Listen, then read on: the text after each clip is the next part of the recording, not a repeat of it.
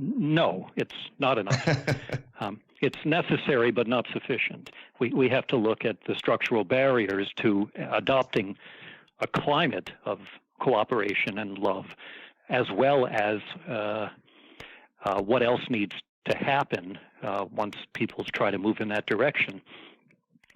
So think about cooperation or collaboration as 2 steps beyond where we are in many respects. One step beyond would be not be particularly cooperative, but at least not to try to defeat one another. We're in a situation now that isn't just not cooperative, it's not even individualistic in some respects.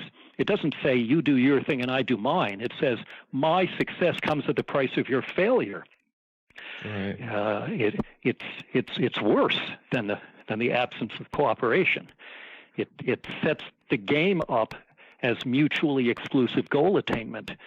So it's bad enough that we give rewards to kids for doing well, which undermines interest in the learning itself.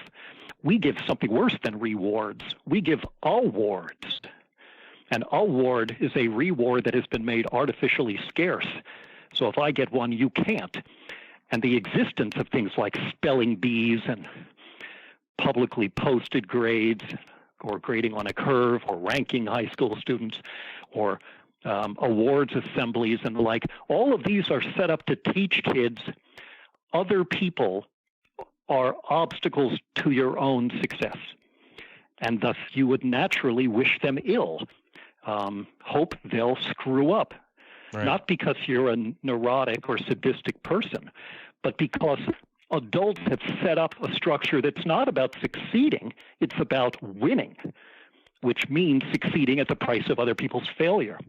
So we have to understand that when we have competitive games, indoor and outdoor games, when we have spelling bees and geography bees, when we take any activity, painting or singing in a chorus, whatever it is, and turn it into a contest where the goal is to make other people fail, when it's now about victory, not about success, everyone ultimately loses, even the winners.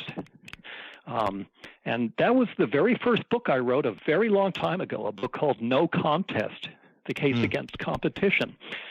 And I've moved on to other topics, but this keeps haunting me. It keeps following me around because the toxically competitive aspect of our culture, and including our schooling, the way we raise and teach, socialize our children, threads its way through almost every other topic that we come across.